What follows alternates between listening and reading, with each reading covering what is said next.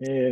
Hello, everybody. Tonight we'll be doing lifestyle medicine pioneers, and kind of paying homage to those that came before us in the lifestyle medicine space. I'm going to talk about a bunch of people tonight. Is there anybody here that's new or wants to introduce themselves or ask a question before we get started? Just an announcement, a week from tonight will be the introduction class, starting a new 12-week series of classes. So that'll be a week from tonight. Of course, it starts in person every Friday, so that'll be this coming Friday at the Irving Grange, and then we always repeat the Friday class the following Tuesday. So I did this talk this past Friday night at the Irving Grange and now online. Anyone here at the potluck on Saturday? I think I saw Jerry and Marcia. Yep. It's good food. There was 26 of us there.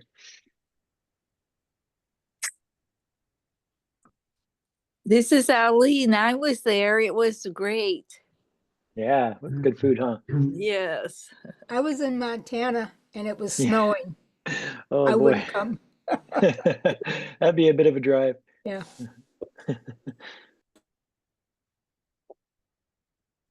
We're glad you get to join us online almost every week. Yeah, it's great. A run was there also, so that's let's see, 4 of the group tonight. Oh yeah.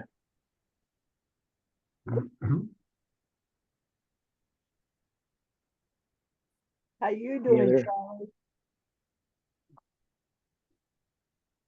Marcia's asking how you're doing, Charlie. Oh, doing great. Back to normal. Thanks for asking. Everything is great. That's good. You're welcome.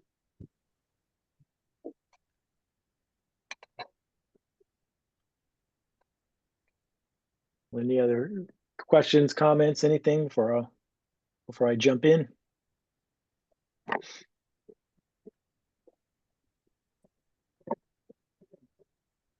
Everybody's anxious to hear you get started, I think. Guess so. Let me share my screen here. Dang it. I can see it, Scott. See my screen. Okay, great.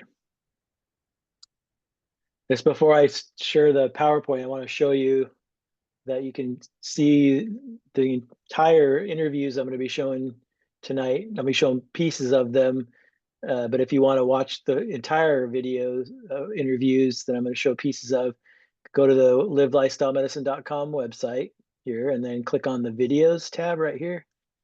Click on videos and then scroll down. They're down towards the bottom here.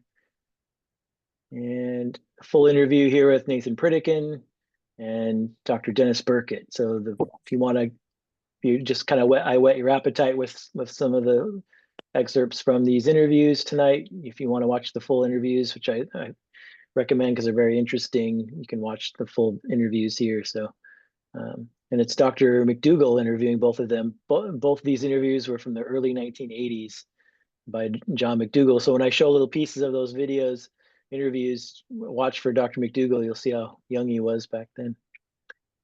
All right. Let me go down here. Get my PowerPoint.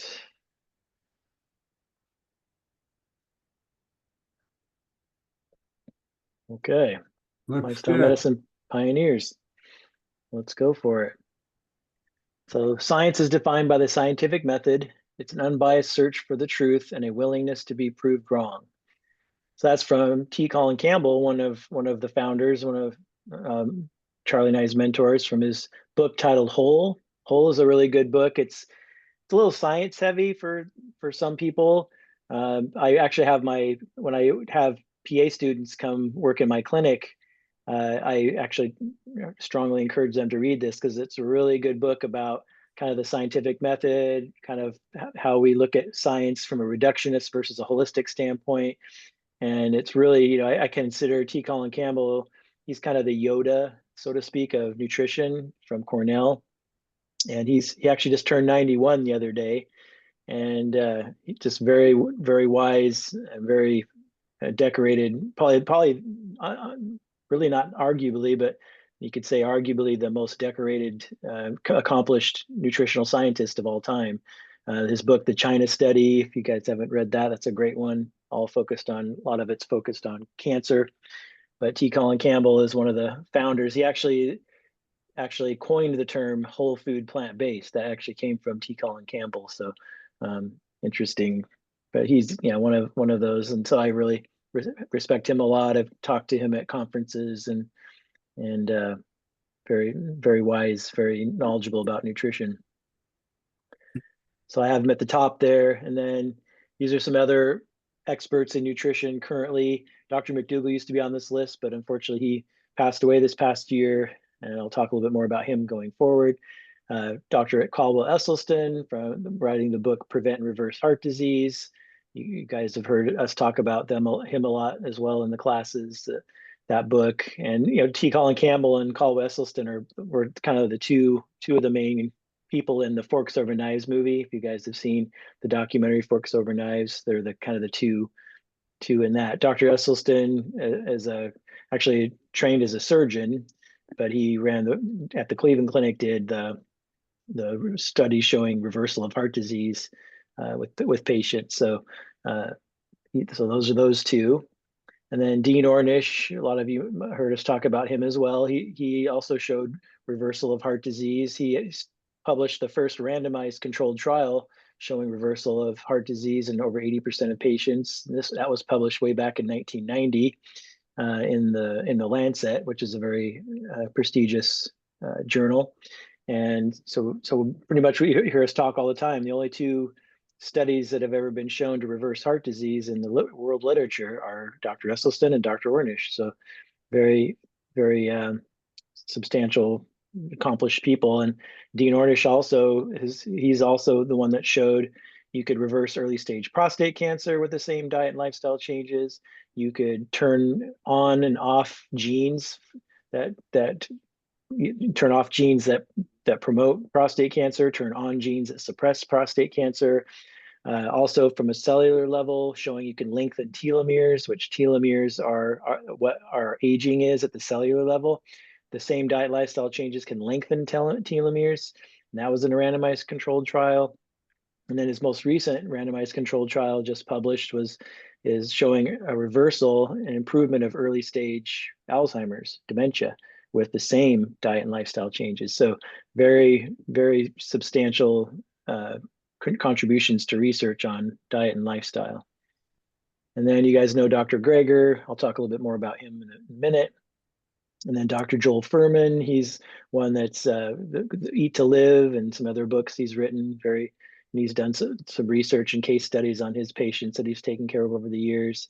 Dr. Neil Barnard from the Physicians Committee for Responsible Medicine. We talk about him a lot and show his videos a lot.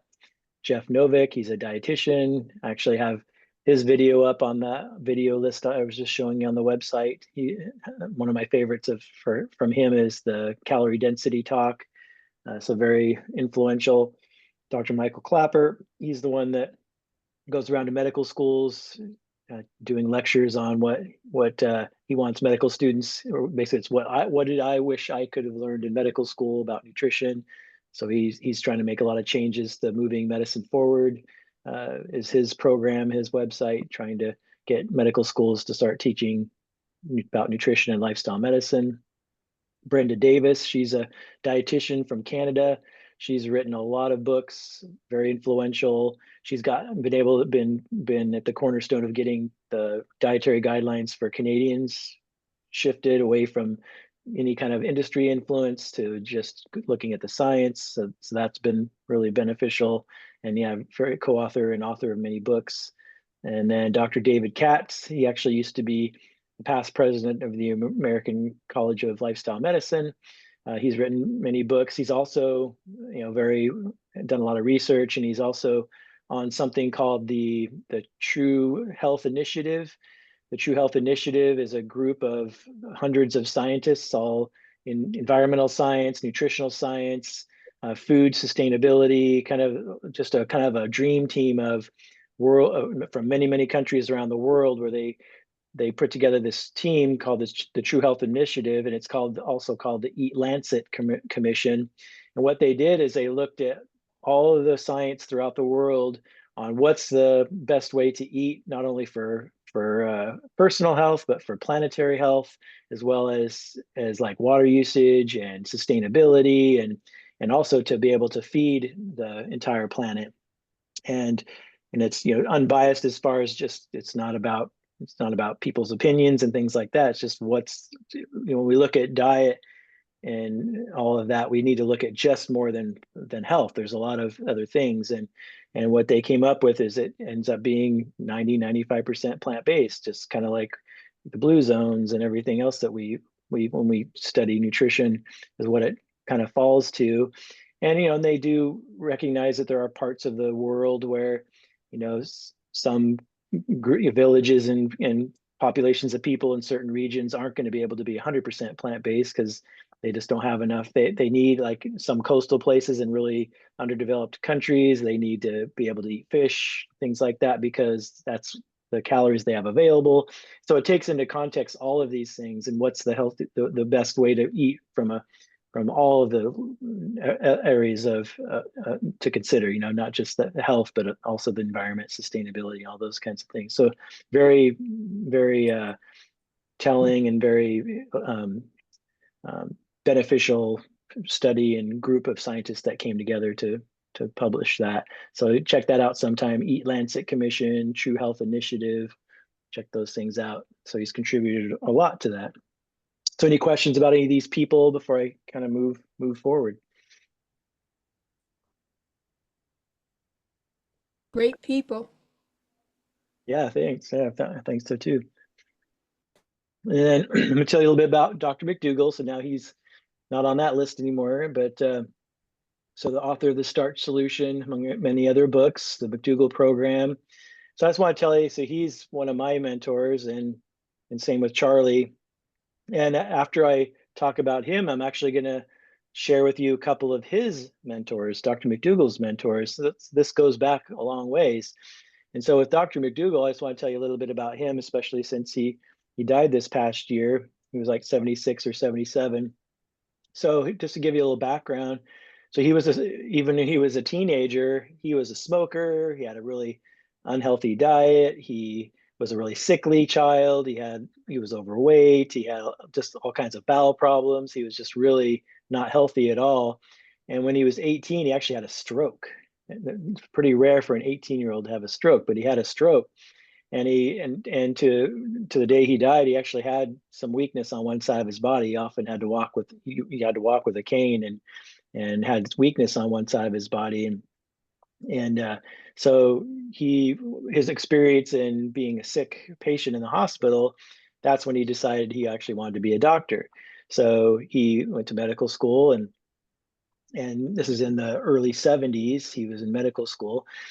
He heard someone named Dr. Dennis Burkitt speak at a noontime conference when he was in medical school. And I'm going to be telling you guys about Dr. Dennis Burkitt coming up. But anyway, so he learned that, oh, it's the food is what's causing people to be sick. And so this was left an impression on him even in medical school. So that was kind of what planted the seed for him. And then when he did his residency, he went and after his residency, he actually got a job as a sugar plantation doctor on the Big Island of Hawaii. And so he was in charge of like 500 patients on the Big Island of Hawaii. And what he saw was that his oldest patients that were there, so pretty much most all of his patients were from China, Japan, the Philippines, Korea. And what he noticed was that all the older patients that he had, they were all healthy. None of them were overweight. They had no diabetes, no heart disease. They were not on any medications. They were fully functional, no dementia, fully functional people. And he was noticing, gosh, they're eating their native diets of rice and vegetables that was what they were mostly eating, sweet potatoes, things like that. And so he's like, okay, that's interesting. kind of made note of that. And then their kids, the next generation that was younger, were a little bit sicker, just, not quite as sick as the patients he took care of during his residency and things back in the States, but still but significantly less healthy than the older generation. And then and he was noticing they were eating more of the typical American food, more of the meat, the dairy, the fast food.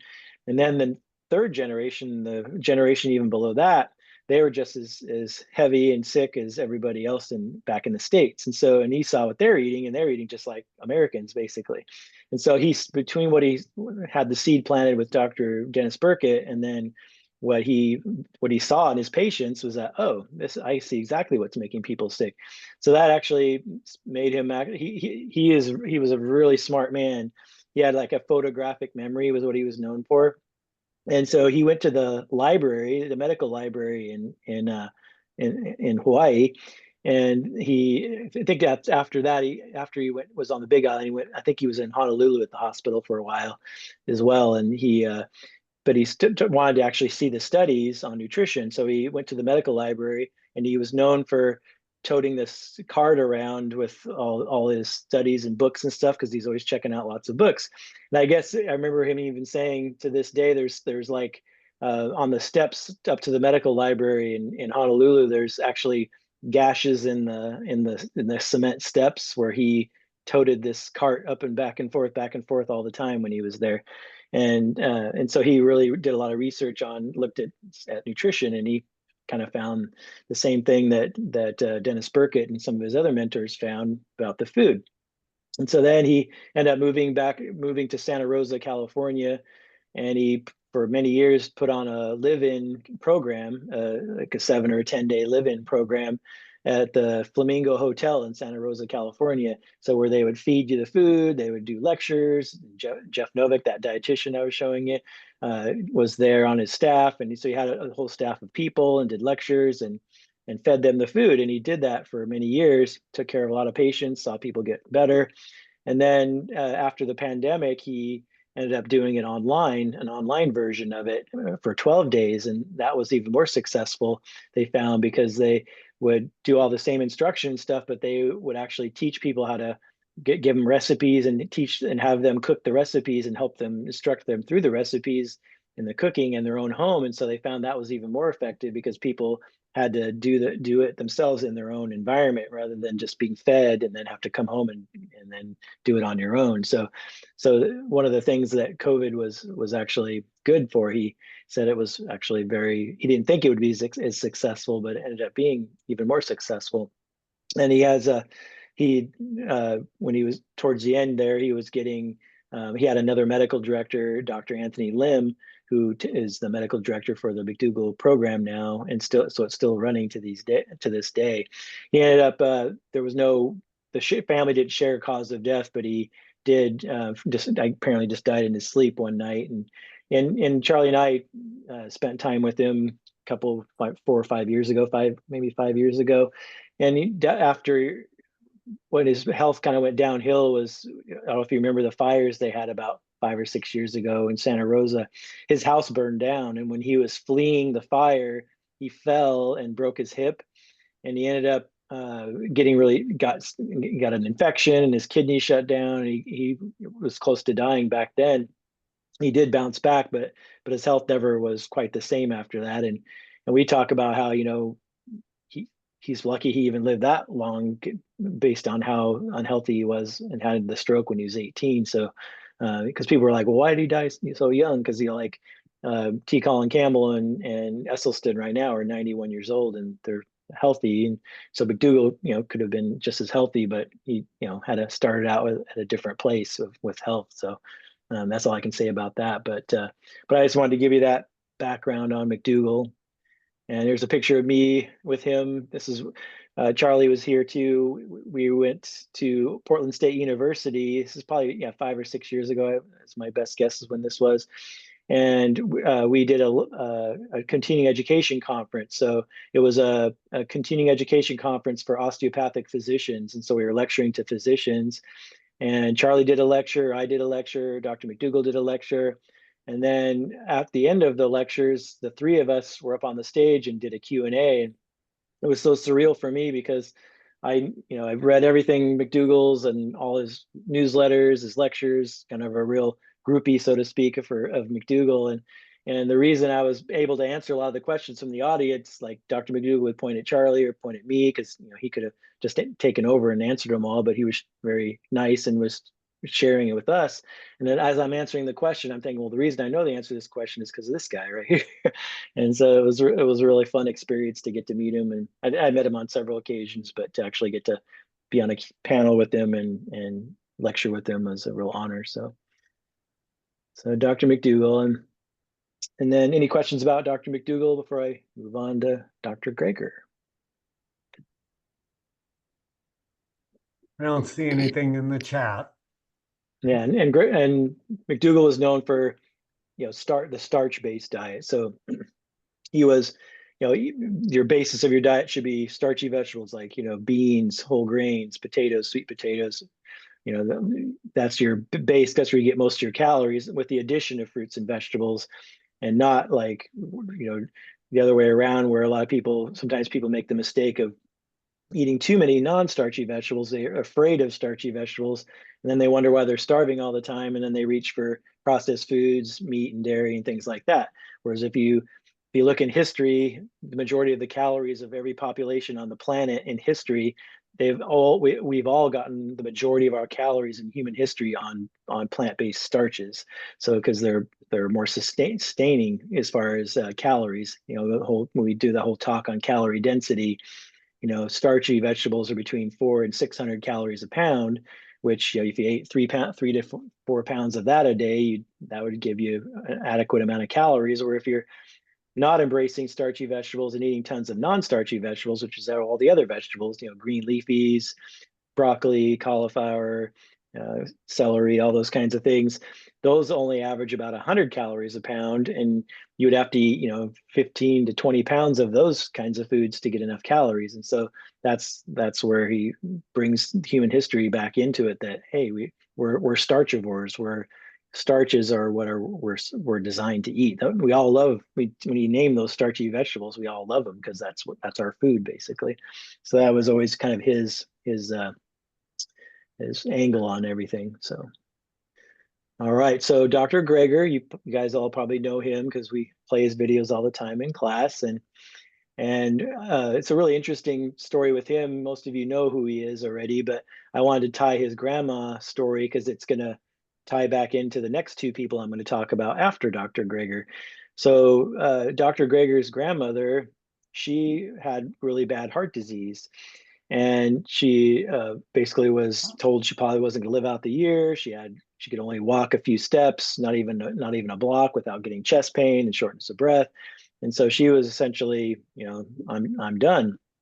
And there was this man named Nathan Pritikin, who I'm going to talk about here in a minute, who had a live-in program to reverse all kinds of medical conditions, heart disease being one of them.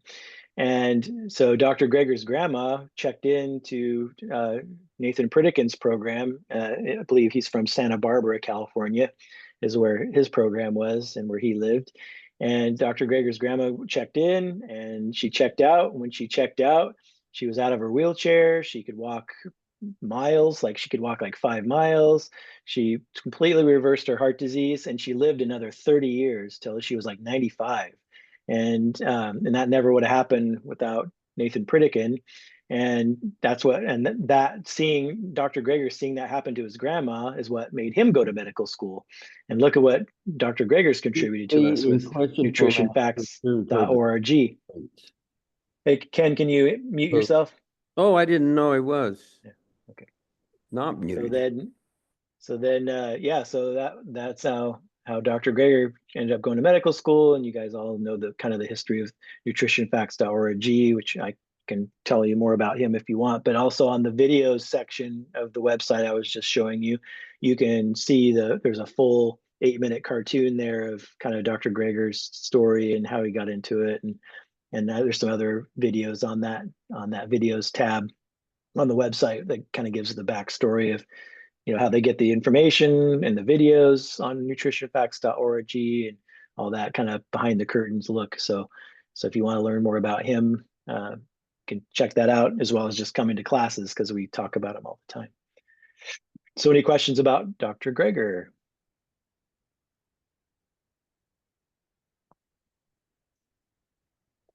There's me and Dr. Greger.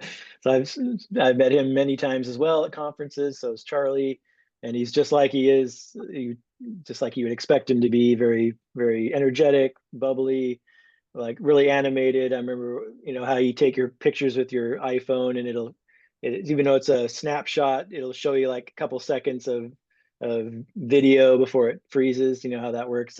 Like I have a bunch of pictures that I took, that people took when I was talking to him, and I was telling him all about how we play his videos in our classes and things like that, and he was all excited about that. I think this was in 2018. I think this was a conference I was at in San Diego. So this has been like, gosh, 7 years ago now. But yeah, so Dr. Greger. But now let me talk about Nathan Pritikin, because this is the guy that saved Dr. Greger's grandmother. So I'm going to show you some excerpts from his interview with Dr. McDougall, because you're seeing how this is all tied together. But I want to give you a little bit of backstory on him. And you can watch the full video if you want to learn more, but very, very interesting. So he was kind of a savant. He actually made his success was he was an inventor. So he actually invented kind of sight optics for missiles, for like different weapons, and so optic systems for nauticals and weapons for during World War II. So he actually had a contract with the Air Force, and he basically invented these systems, and he sold off his rights to them, and he had stocks and all kinds of things. So he talks about it a little bit in one of these videos, but he kind of became independently wealthy and retired when he was only probably in his 50s, or it was back in the 1960s, when he was probably in his 50s or so, was essentially already retired and had lots of money. And so because he was so intelligent, and he was just really wanted to kind of have a hobby to do, and it ended up that he developed heart disease. His total cholesterol was over 300, and at that time, this is back in the 1950s, it would have been in the 1950s. He was told by his cardiologist. He went to many cardiologists and said, "Oh, the only thing that causes heart disease is stress and genetics, just heredity and genetics. Genetics and stress was it." And he's like, "This is crazy," and he would start to get chest pain. He couldn't walk very far. He was having kind of the same problem, and so he's like, he wasn't ready to accept that. He's like, that doesn't seem right to me. And again, he's an amazingly intelligent person, and so what he did was he went, okay, so if this is the case, let me look at places on the planet that don't have heart disease, because he'd heard that there's some places on the planet that don't see heart disease. And he looked in different places, like you can imagine, rural China, rural Africa, certain Amazon rainforest, certain places where there was no such thing as heart disease or high blood pressure or anything like that. And he saw what they were eating, and a lot of them were under lots of stress. So he's like, well, it can't be stress. And I don't know about genes, but let's see what these people are eating, and saw that they're eating very little, if any, animal products. It seemed to be fat that was the thing, the animal fat, and they were eating mostly plants. And then about that same time, he saw the data out of the war zone, and he saw during the war zone when Hitler came around and was taking all the farm animals and everything from the people in the villages and things, they were essentially making them plant-based. And what they saw was that the places where they were taking away all the animal products and they're just eating essentially plant-based, their rates of heart disease dropped in half dramatically. And so that, lined up with what he saw when he looked around the diets around the planet that didn't have heart disease. And so he started to change his diet for himself just to try it out. And but I just wanted to give you that background. And the other reason he knows so much about medicine when you see him talk is that because he was such a kind of a nerdy guy and so interested in medicine, he actually, this was in Chicago, I think he was in Chicago at the time, and he did some photography for a hobby as well. And so he would go to all these medical conferences. So there was like 200 medical conferences a year in the city of Chicago, and he would go through the back way and watch all these medical conferences. And so he got to be very knowledgeable about medicine. And so between that, because he wasn't a doctor, he wasn't a PhD, nothing, just very smart, and learned about medicine, and then studied about the diets. And so I'm going to show you some information or some parts of this lecture here, but I wanted to give you that little bit of background. Second here. Okay. Okay, I'm just going to show different parts here. 2:12.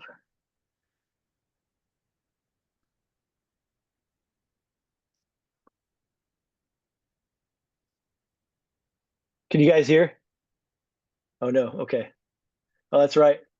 I forgot I have to, let me unshare. I have to check a couple boxes here when I share this, Okay, so let's share, and I have to hit share sound and optimize video. Now share, now it should work. Oops. Try again. Services at that time. I was only interested, however, not in the technical aspects of making That works. medicals and optical Good. systems, but I was interested in the public health of the countries under the war zone, because I was certain that heart disease was going to double under the stress of the war. And is that what you found? No, completely opposite. In my days, that is before World War II, the science thinking of the time was that heredity and stress were the only bases for heart disease. Nothing else made any difference. And you found that didn't fit with your data? Completely wrong. It turned out that, I remember in 1944 in England, Wales, for example, heart disease deaths dropped to 50% of pre-war levels. So did diabetic deaths. And when the war was over, it turned out that only those countries with very severe restriction of fat and cholesterol, not caloric restriction, just fat and cholesterol, were the ones that had a drop in heart disease death rates. Those who had no restriction had a rise in heart disease death rates. This was independent of the stress of the war. It had nothing to do with it. How about after the war? Did they get their problems back? Oh yes, certainly did. In fact, in Austria in 1958, when there was no stress because everyone had a job, full employment, the reconstruction of the war damage had been finished, the death rate for heart disease was 7 times as high than it was in 1944 when Hitler was walking all over causing great stress. And then after the war, what got you interested next? I've had a chance to talk to you, and I know you're really fascinated with the literature. How did you get involved in that? Well, when I saw what happened after the war, and I began to see that it was only the fat and cholesterol that seemed to have made the difference, I then started to investigate countries around the world that were on a very low fat and cholesterol diet. In fact, I looked at the range of the world's population, and I picked out countries on the very lowest fat and cholesterol intake. And I was amazed to find, and there were 25 populations I was able to study, that heart disease practically didn't exist. There are no heart attacks in the country. No, unheard of. You couldn't find a case to show to a medical student. It's amazing. And not only heart disease, but diabetes, hypertension, breast cancer, colon cancer, prostate cancer, arthritis, glaucoma. That's all I treat as a doctor. Where are all these diseases? And these were under hundreds of millions of people. And here I thought these were the natural, inevitable consequence of aging, and that everybody has to die of one of these diseases. And now I find that populations don't die of those. They actually die of old age, which is unheard of in this country. It's true that the unsanitary conditions will promote a high infant mortality rate. But once they're over 40 years old in these countries, they have a much longer lifespan, a life expectancy than they do in the United States. The United States runs a very per about 15th or 20th in life expectancy after you're 40 years old. In fact, the life expectancy after you're 40 in the United States has only changed by 7 months since 1900. Nothing. So people like you and I, we're not doing much better, are we? No. No, in these undeveloped countries, once you get past the unsanitary problems, they live to 100, 105, and so on. But they're healthy up to the last days. Fully functional. Right. I understand you had some personal health problems when you were a young man. I developed rather serious coronary insufficiency, we know that as heart disease, when I was 40, back in 1955. Okay, skip it forward a little bit. They were your model, because nobody else was around to tell you what to do. Worse than that, everyone that was around told me not to do it. They said it didn't make any difference. And if you did it, were there any risks? Did they tell you? Oh yes, risk of malnutrition. I see. Right. I would fall apart. In fact, when I first started to change my diet, I remember the first I monitored myself for blood tests. Our first blood test cost me $200 in those days, and that's when $200 was meant something. I don't know what that means today, maybe $1,000 for tests. I took 180 values. I took every vitamin, every mineral. I took the blood clotting factors, fibrinogen. I was very worried that I was going to go into severe deficiencies to create more problems for myself because of the warnings I got from the dietitians and the physicians and so on. Do you remember what that diet was exactly that you started eating? Very simple. What was it? It was simply whole grains, beans and peas, fruits and vegetables, potatoes, and I decided at that time to get my cholesterol lowered as fast as possible. I would stop all animal protein and all dairy foods. You must have felt really alone.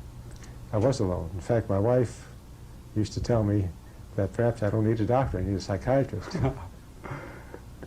How long did you stay on this type of diet? I stayed on it. It took me 3 years until my cholesterol dropped to 100. Oh, I see. And then I immediately started to eat a certain amount of animal protein and jumped right back to 140 within a month. So I waited another year or two. Back without the animal protein? No animal protein. Went back to 100, of course, and stayed there. And I then started to increase my animal protein, or to add animal protein, perhaps 3 or 4 ounces a week. And my cholesterol stayed at 100. And finally, some years later, I tested myself by having 3/4 of a pound of chicken or fish a day for 6 weeks. My cholesterol was unchanged. 100. I'm going to skip forward again, but the reason he talks about it later, the reason he felt like he needed to add a little bit of animal products is because that was the only way to get B12. There was no, back in the 50s, there was no B12 supplements. And so he figured he needed to get the B12, and he had enough stores and he'd have to try to, in his body, that he would, that's why he was adding a little bit at the time. All right, so let me jump ahead a little bit more here.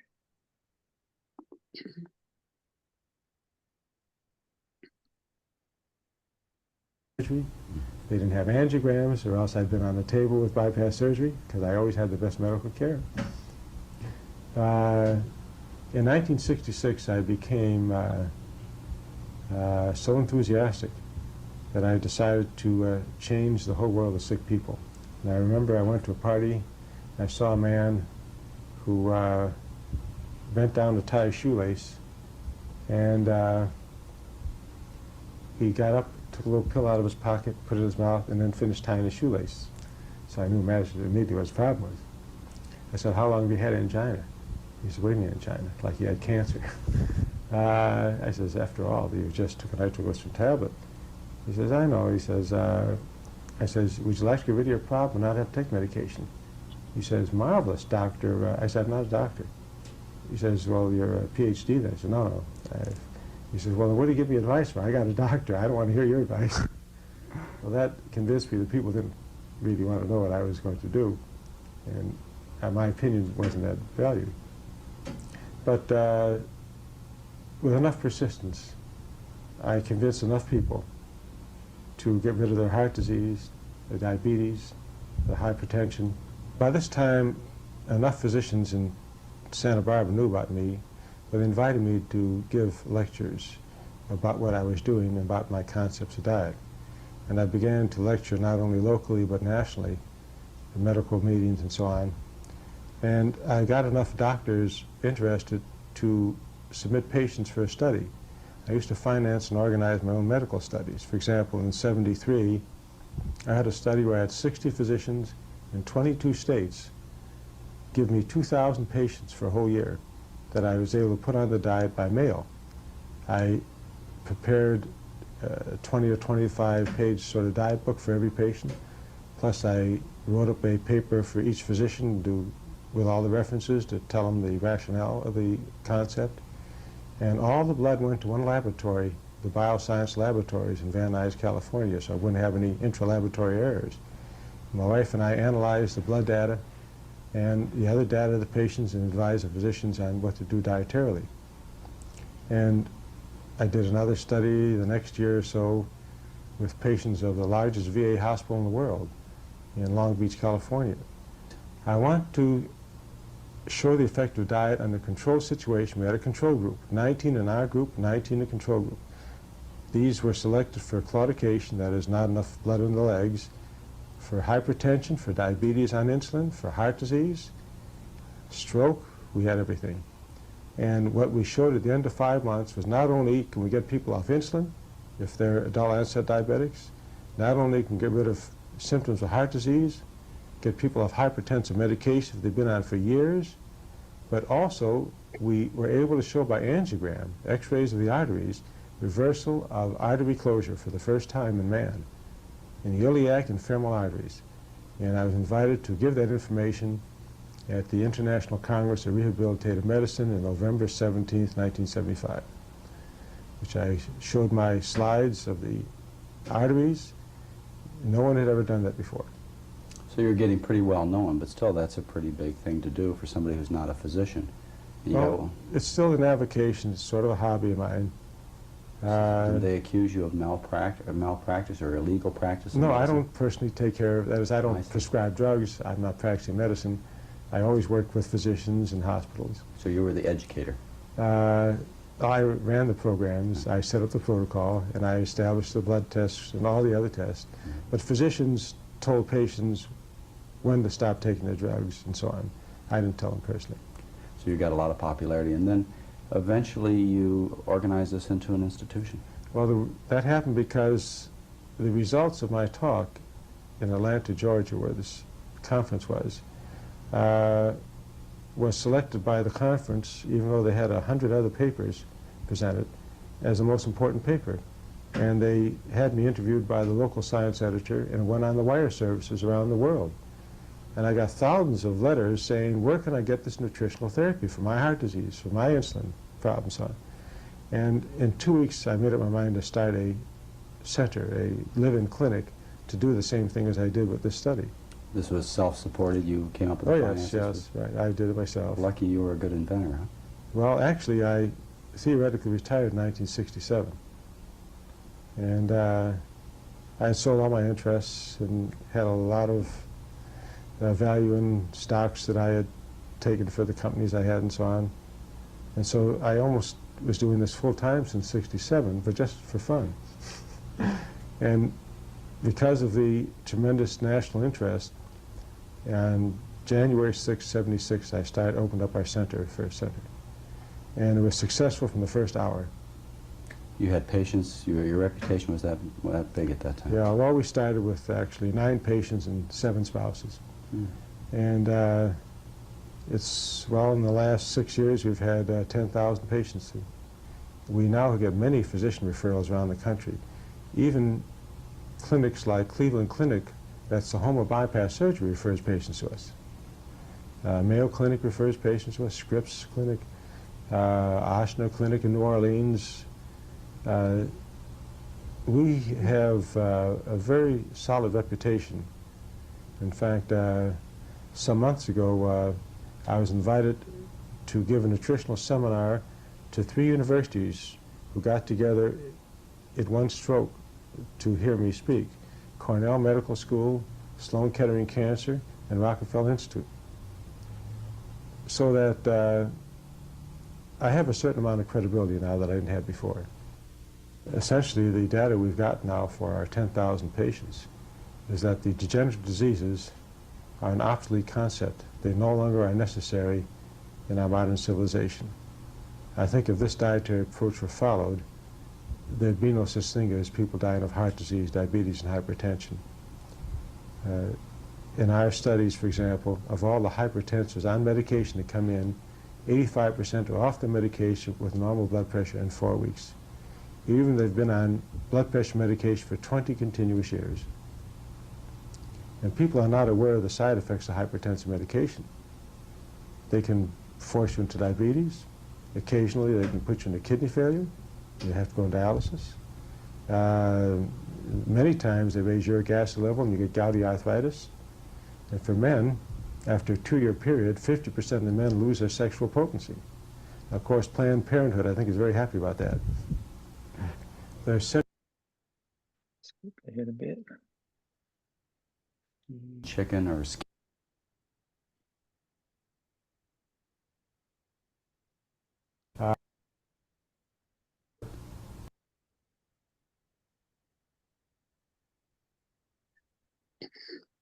Any plans you might have for the future? I think it's time to demonstrate that this dietary program is not just for sick people. And because of that, I was at Kona, on a large island, on October 9th for the triathlon. That's the very substantial endurance contest. I think it's the world's greatest effort in the way of an endurance contest. Almost a 2.5-mile swim in the open ocean, a 112-mile bike ride, and then a 26-mile marathon, all together. They all run back to back, and the world's record is just a little over 9 hours. And I sponsored 6 athletes in the contest October 9th to demonstrate that there is no dietary program in the world that can give the kind of endurance that a high carbohydrate of natural foods diet can give. And of the 850 entrants, the number 1, 2, 3, and 4 place winners were among my 6 that I sponsored. So this is a diet for healthy people. To be healthier. To be healthier. If you're making that type of recommendation, are we talking about children and pregnant women also? We're talking about children right after they're weaned, and we're talking especially about pregnant women because it's the best dietary program for pregnant women. It'll get rid of the risks of toxemia, of the many symptoms that you can get along with pregnancy, with the threat of varicose veins, and will give them a much easier delivery because they'll have much better circulation. It must be hard for people who have children and for women who are pregnant to follow that type of advice when so many other people are saying different things. Unfortunately, the advice they get from the dietitians and from their physicians who are treating them during the pregnancy are not based upon sound nutritional experience. They're based upon arbitrary guidelines from set down, and unfortunately, they do damage to the pregnant woman. You've also published a few books. Yes, the books, the first book I published, I was a co-author back in 1972 or 3. I noticed that there were a couple, More little section here. a lot of controversy surrounding you, and a lot of people would like to see you fail, I think. There's no question about that. You are sort of a lone person standing up there giving a different message for people to follow, and you have quite a following. I'm not alone anymore. I think if I would disappear from the earth today, the movement would grow, and it's too late to stop it. There's no question. The world is changing every day. Just last month, the major canning companies announced no more salt in their canned vegetables, which is a tremendous shock because they didn't even market test it. But they're so confident it's going to work, they're changing the whole product line over to no salt. Now that's fantastic. How do the industries feel about this type of change? We have the big dairy industry and the meat industry. Are they feeling the American public changing its There's preferences? no question about it, and they're very worried about it.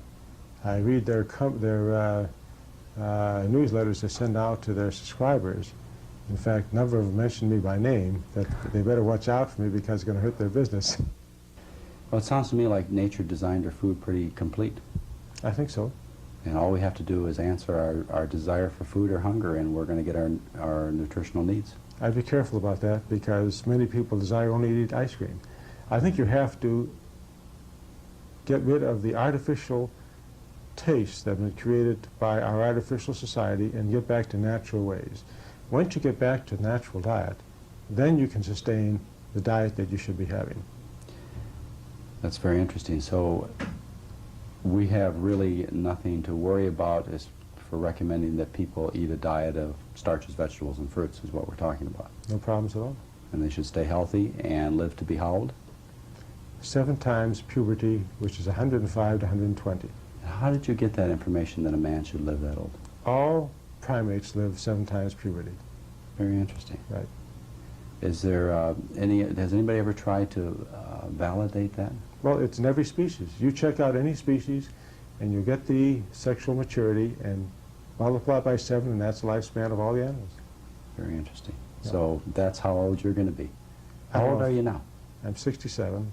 And you look like you're in tremendous health, and it sounds to me like if you hadn't figured this out, you wouldn't have made it past 40. Well, I probably would have had an acute problem when I was 41 or 2. I think I would have been sort of a cardiac cripple, which I'm glad I'm not today. Heart disease is something I'm not going to have a problem with. I worry more about my long airplane rides. Very good. Well, thank you very much. Thank you. All right, let me pause for a sec.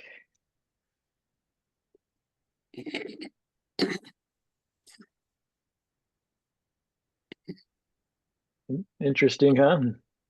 You stop sharing for a sec before I go back in there. Any questions, comments about Nathan Pritikin? Pretty interesting, huh?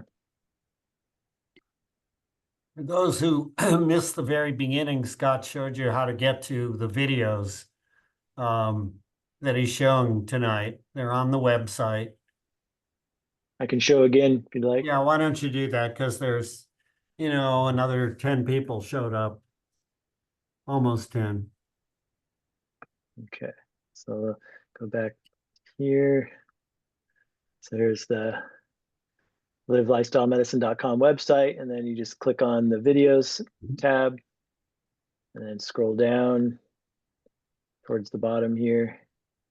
And there's the full hour for Nathan Pritikin, and then a good another hour for Dennis Burkett, which I'm gonna show him next.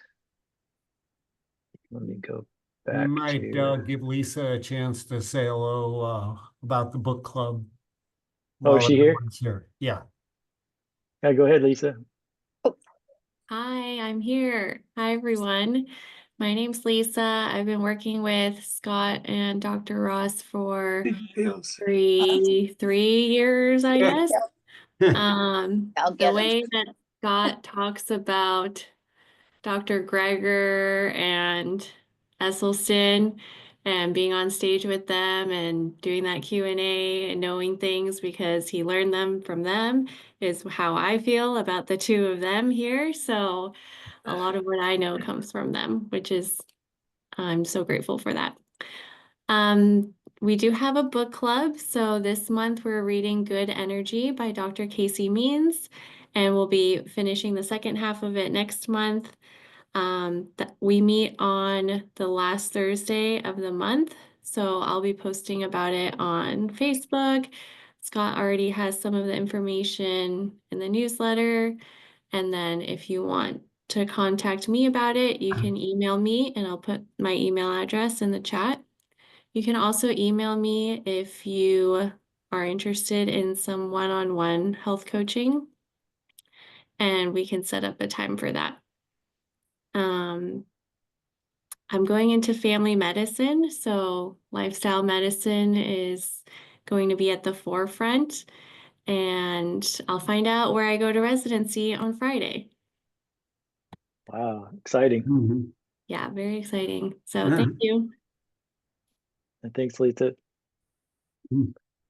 All right, well, let me go back, share. Okay, let's scroll. So Dennis Burkett. So just to give you a little background on him, he it's a little bit. People in Friday's class did a pretty good job understanding him. He's from UK, but he's an older guy, and sometimes it can be a little bit harder to understand what he's saying. So you have to kind of concentrate a bit. But I think we'll see if the closed caption is on, because it was working when we were on Friday night. But so Dennis Burkett, if you've ever heard of Burkitt's lymphoma, those of us in the medical field, we all know what Burkitt's lymphoma is.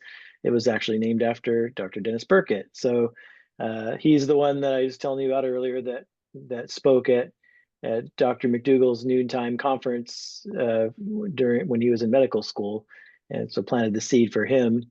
Of course, you saw him interviewing Nathan Pritikin, and you're also seeing him interviewing Dr. Dennis Burkitt here.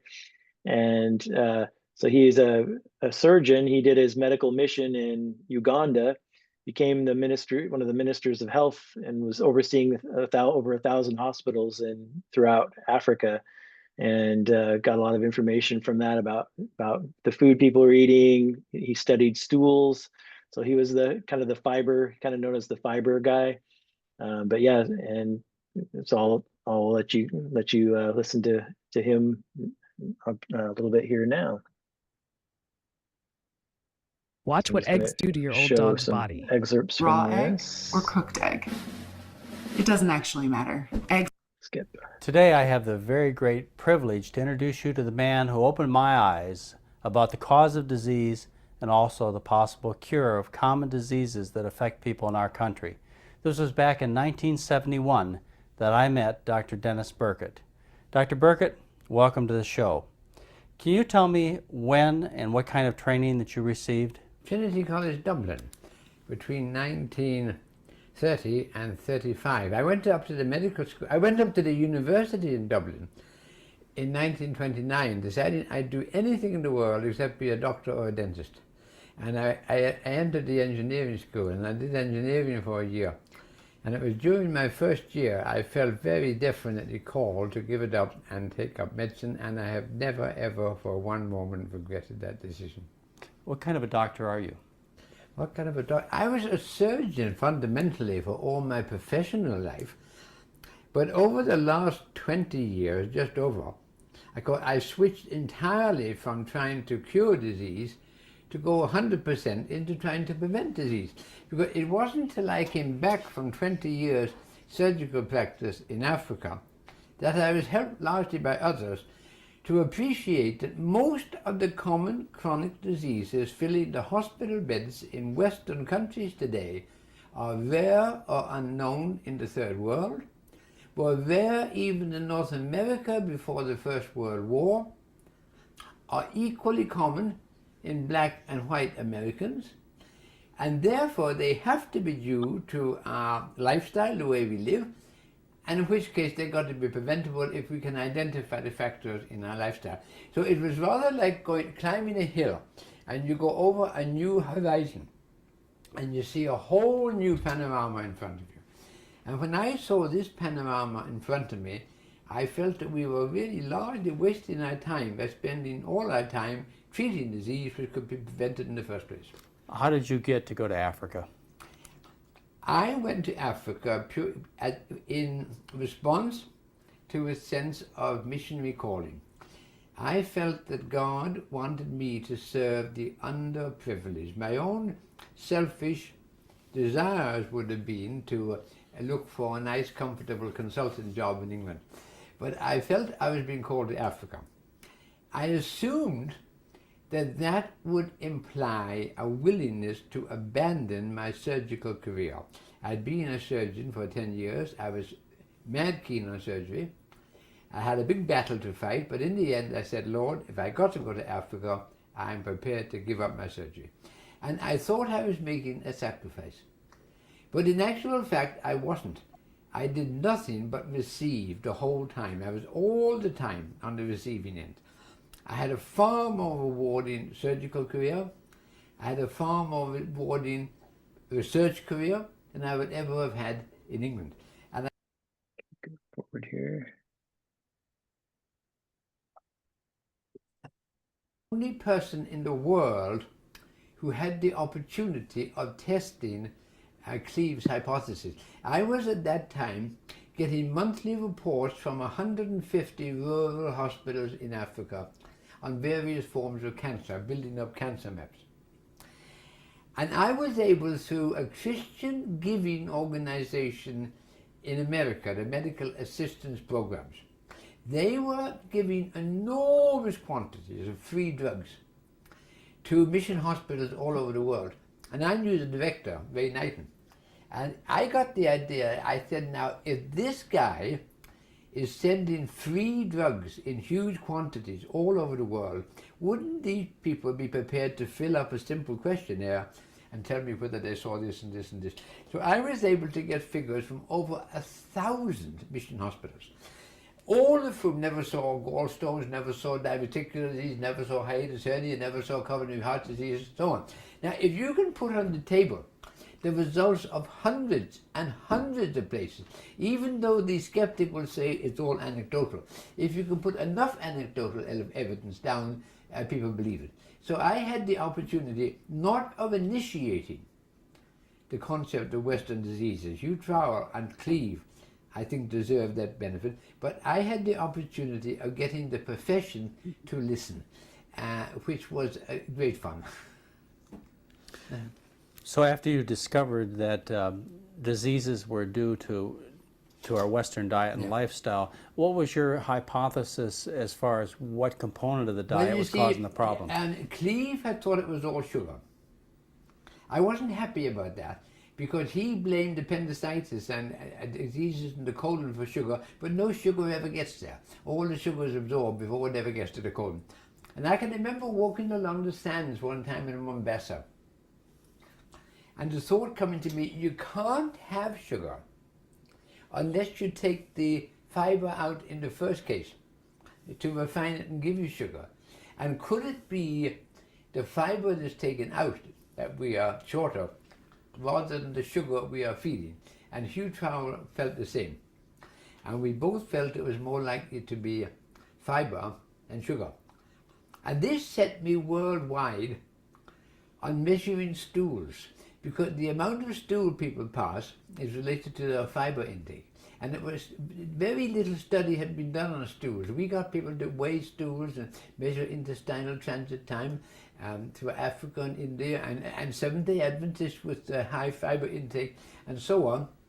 And then, of course, one read a lot, and a lot of conferences came up. But you see, bit by bit, many, many people began to come in on this. If one thinks that in the late 1960s, there were only 10 scientific papers a year being published in various journals, veterinary or otherwise, on fiber. Within 12 years, that had gone up to over 500 a year. It was a tremendous explosion. I mean, fiber wasn't even listed in the cumulative index medicus until about the mid-60s. If you looked up fiber, all you could find was fiber optics. And then even when they got into dietary fiber, they just said C-cellulose. But of course, cellulose wasn't fiber. But a lot of workers entered into this field, and international conferences sprung up. And of course, we got criticism. But if you're going to do any kind of medical research or any research, you expect criticism. And as I said to you, John, earlier on today, somebody one time said to me, only dead fish swim with the stream.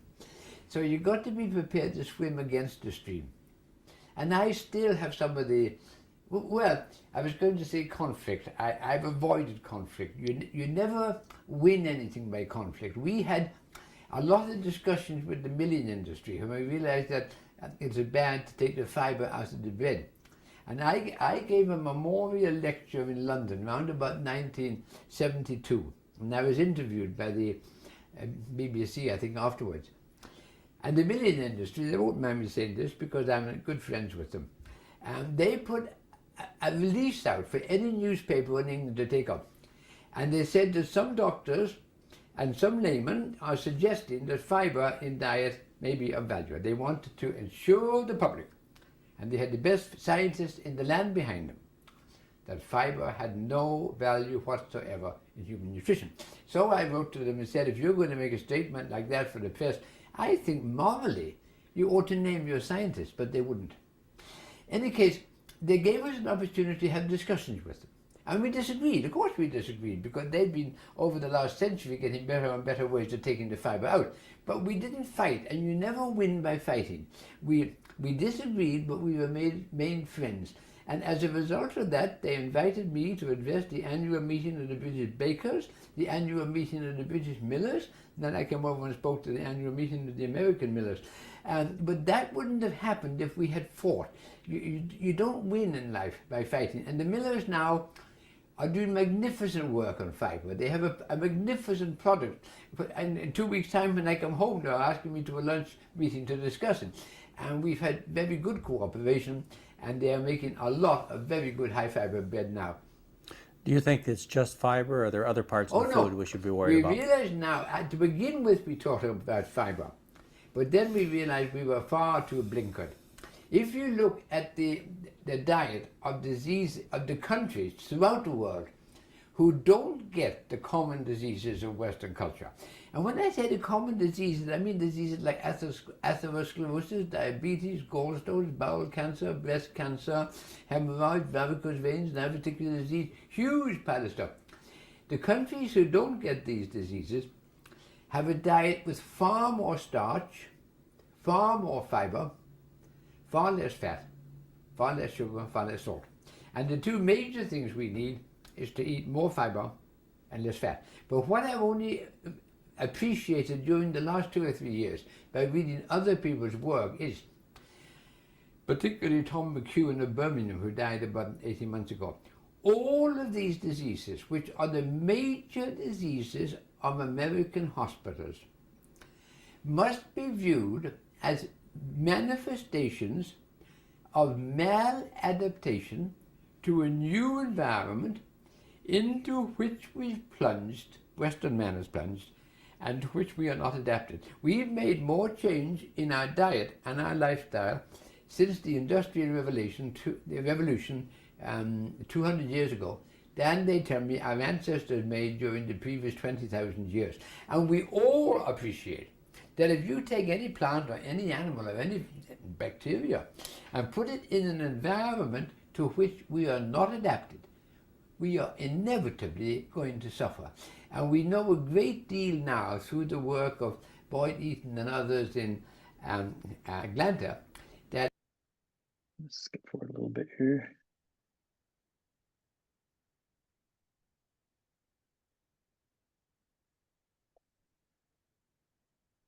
Function, and Dennis Burkett talks a lot about good bowel function. Well, you see, I spent years recognizing that fiber related to bowel behavior, recognizing that in people who had adequate bowel behavior, they virtually never had a lot of our Western diseases. And I really copied the example of my friend Alec Walker in South Africa, who has looked at thousands of stools. But you see, now we know from the evidence available that the average American who isn't a vegetarian only passes about 80 to 130 grams of stool a day. In people and elderly people under 50. Whereas in countries who don't get bowel cancer, breast cancer, gallstones, coronary heart disease, so on, they pass 3 to 500 grams of stool a day. And I think we are genetically, as it were, coded up or made to get on with far more fiber than we take. And I think our relationship to, whether it was always causative relationship, but our relationship to a lot of our Western diseases is related to what I might call our national constipation. And some people say I'm constipated or I'm not constipated, I only have one emotion a day or I have 10 a day. But you might have 10 a day and you only pass half a gram in each one, or you might have one a week and pass about 5 pounds. So how often you go doesn't really matter, but it ought to be soft. It ought to be the kind of consistency which, if it wasn't in water in the toilet, if it fell on the ground, would be unformed, rather like a cow pat. That would be the ideal. But I think soft stools are a very important factor for preventing a great deal of our Western diseases, and fiber is the secret. One little section here.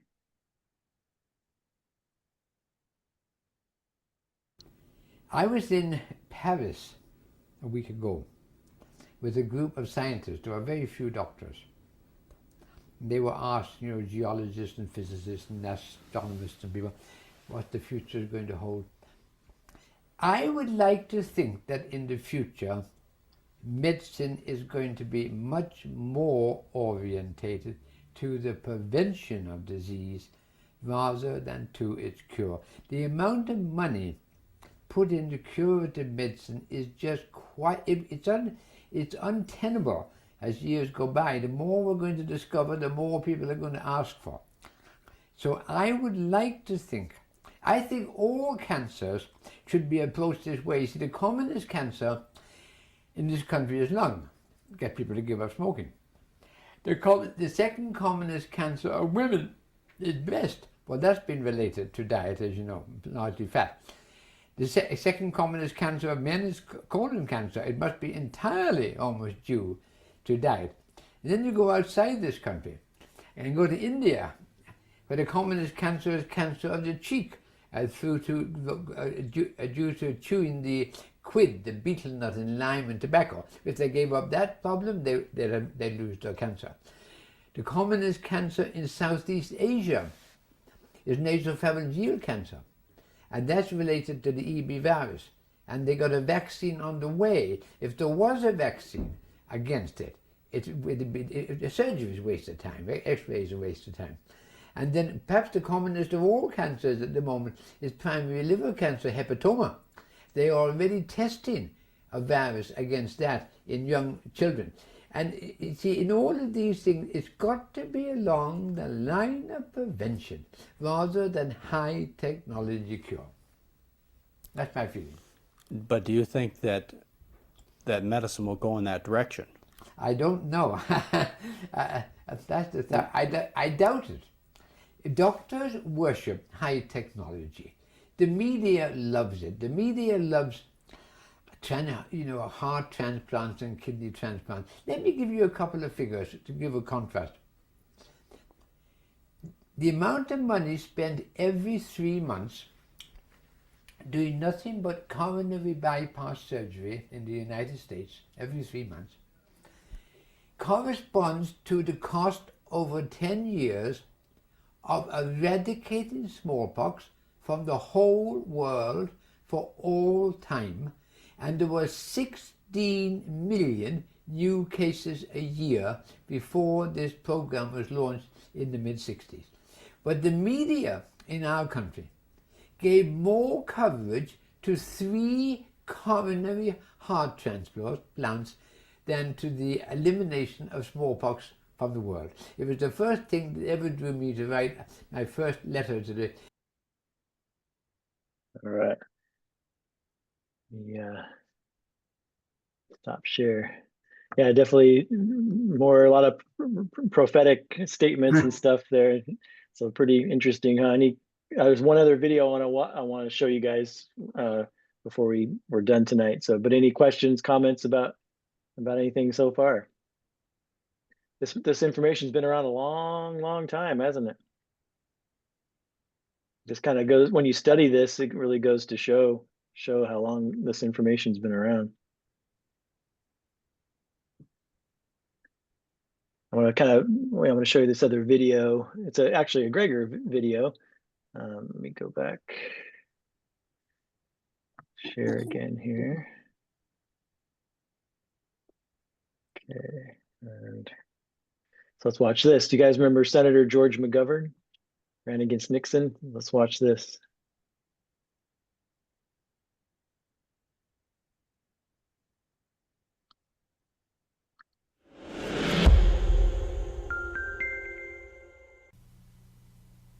George McGovern, who died last year, age 90, was best known for his 1972 presidential defeat to Richard Nixon. But he also chaired a committee that released the first dietary guidelines in the United States in January 1977. The simple fact is, quoting from the press conference, that our diets have changed radically within the last 50 years with great and often very harmful effects on our health. These dietary changes represent as great a threat to public health as smoking. The diet of the American people has become increasingly rich in meat and other sources of saturated fat and cholesterol, and in sugar. Most all the health problems underlying the leading causes of death in the United States could be modified by improvements in diet. Ischemic heart disease, cancer, diabetes, hypertension are diseases that kill us. They're epidemic in our population. We cannot afford to temporize. The public wants some guidance, wants to know the truth, and hopefully today we can lay the cornerstone for the building of better health for all Americans through better nutrition. As Dr. Hegstead later recounted in an interview, a founding member of Harvard's nutrition department that spoke at the press conference, the meat, milk, and egg producers were very upset, and they weren't the only ones. The president and chair of the International Sugar Research Foundation called the report unfortunate and ill-advised, all part of the emotional anti-table sugar tidal wave conspiracy, evidently. From the official record of the committee hearings, simply stated, people like sweet things, and apparently the McGovern Committee believes that people should be deprived of what they like. There is a puritanical streak in certain Americans that leads them to become do-gooders. The president of the Salt Institute felt that there's definitely no need for a dietary goal that calls for the reduction of salt consumption. In fact, the assertion from the report that improved nutrition may cut our nation's health bill by a third was challenged. See, what the committee didn't understand is that healthcare expenditures increase if the lifespan is prolonged.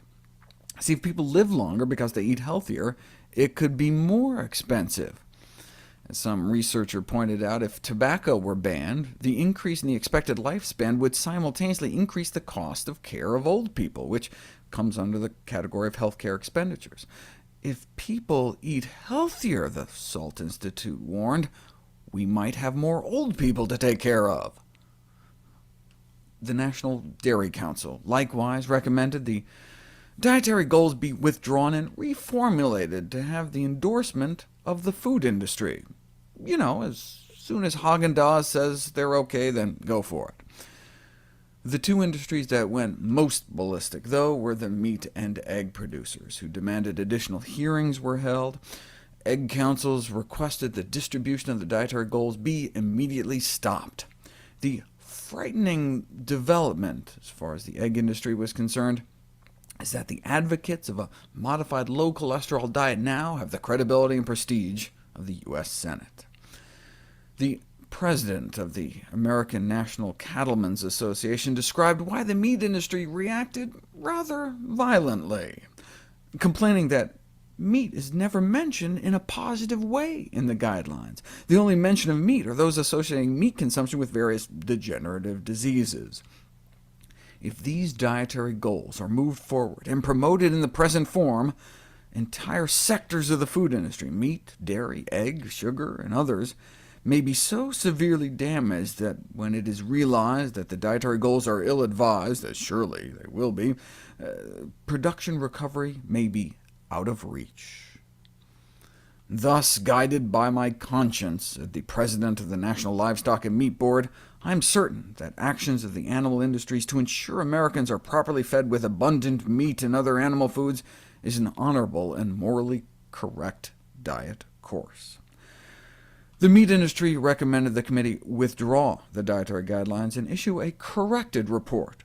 They especially didn't like guideline number 2 to decrease meat consumption to lower saturated fat intake.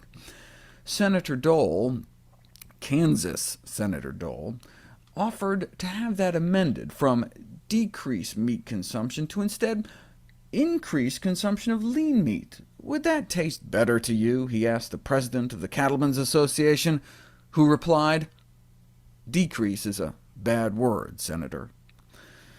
So what happened? By the end of the year, a revised version of the dietary goals was released. Indeed, the guidelines was changed from decreased meat consumption to choose meat, poultry, and fish, which will reduce saturated fat intake. That wasn't enough for the meat industry, though. They wanted the whole Committee on Nutrition eliminated completely and its functions turned over to the Agriculture Committee. The New York Times, noting that the Agriculture Committee looks after the producers of food, not the consumer, editorialized that folding the Nutrition Committee into the Agriculture Committee would be like sending the chickens off to live with the foxes. And that's what happened. The Senate Committee on Nutrition and Human Needs got disbanded and placed within the Senate Committee on Agriculture. George McGovern fought until the bitter end, though, when an interviewer confronted him with the serenity prayers, "Grant me the serenity to accept the things I cannot change," McGovern rejected the notion, saying, "I keep trying to change them."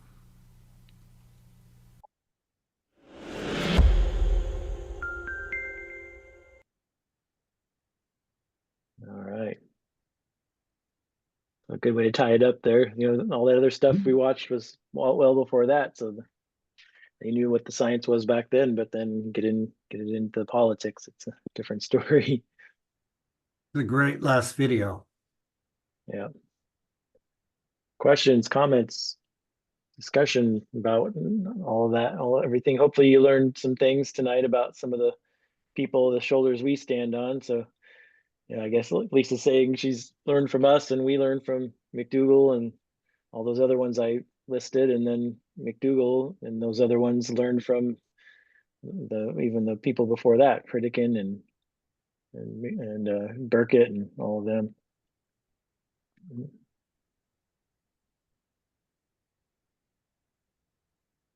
There was a question about Pritikin and going back and eating meat and why did that clog him up. And I suspect he was exercising a lot more, probably afterward, but I'm not sure how much meat he was actually eating.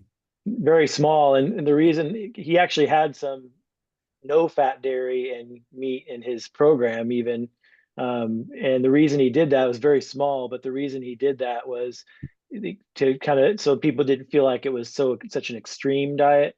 He knew that it was not of any benefit to add those foods, and he didn't need them, but that's why he did that. And I remember McDougall asked him a question like, well, don't you feel like, just like a smoker, you don't want them to just have one cigarette now and again? Don't you feel like food's the same way? And he said that, at least in his studies and his experience with patients, they kind of lost their taste for it. When they restricted it that severely, they didn't tend to crave it, or it didn't seem to be a problem. And so that's why he had a little bit of it in there, because earlier he had a little bit of it in there, like I said, because of the B12. But then I think by the 60s and 70s there were B12 supplements, and so he didn't need it anymore. But that was the reason he added it, not because it was of a health benefit, but because it was just something it would be more accepted culturally. But this is, think about the time, it's probably even more, hopefully, I think it's people are a little bit more accepting about avoiding animal products now than maybe back in the 60s and 70s. So Alice here. I don't know, my Zoom, my camera's not working today. I don't know this link, but I echo Lisa. It's like, yeah, you guys are should have gotten my picture taken with you, Charlie. That's funny. Well, we'll have more opportunities in the future, I suspect. Really great talk. It was. Oh, thanks. Thank you, Scott.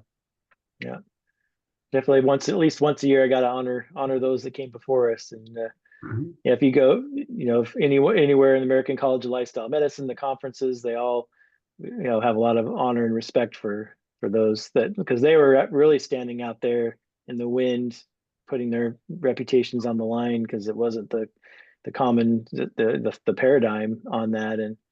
And one other little quick story I like to goes back to T. Colin Campbell. One of the last books I read of his was called The Future of Nutrition. I read, and Dr. T. Colin Campbell, he did a sabbatical. He spent like a year. He went and lived in London, and he spent did a bunch of research at the medical library in London.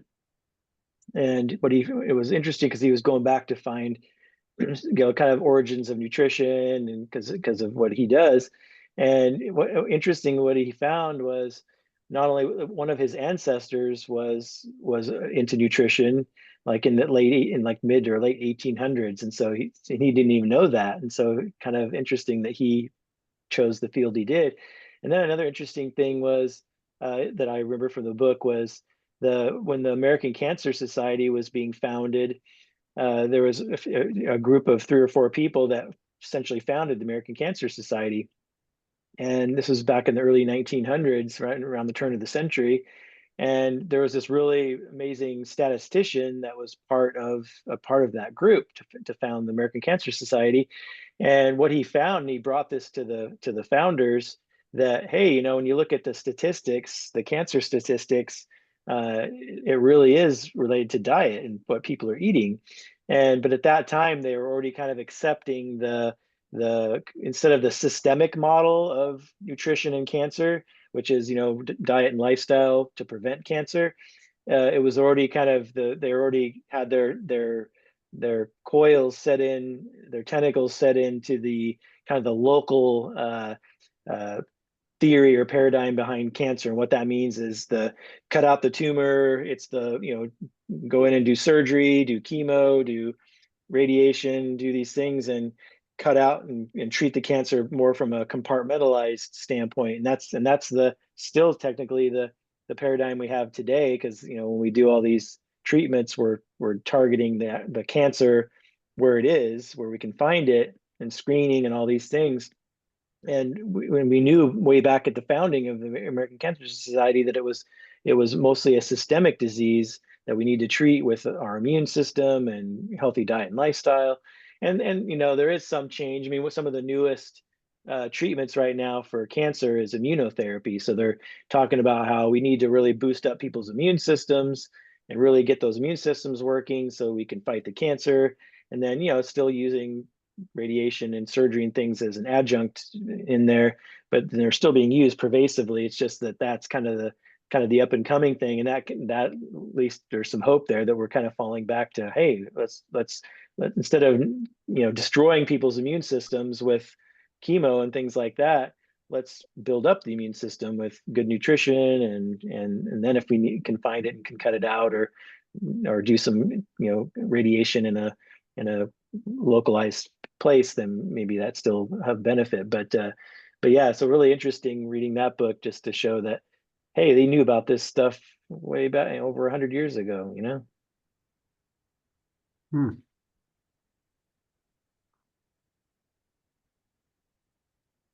Well, any other? I guess it's another hour and a half's gone by, so I guess we can call it a night unless anyone has any other questions, comments. Remember, new class next week. Yeah. Introduction class a week from tonight. Bring your friends, family, people you want to live a little longer and a little healthier. You can leave the rest out. You don't have to invite them. But the more you invite, the more support you'll have in the long run. So anyway, thanks again, Scott. That was great. And we'll plan on seeing you all here again soon.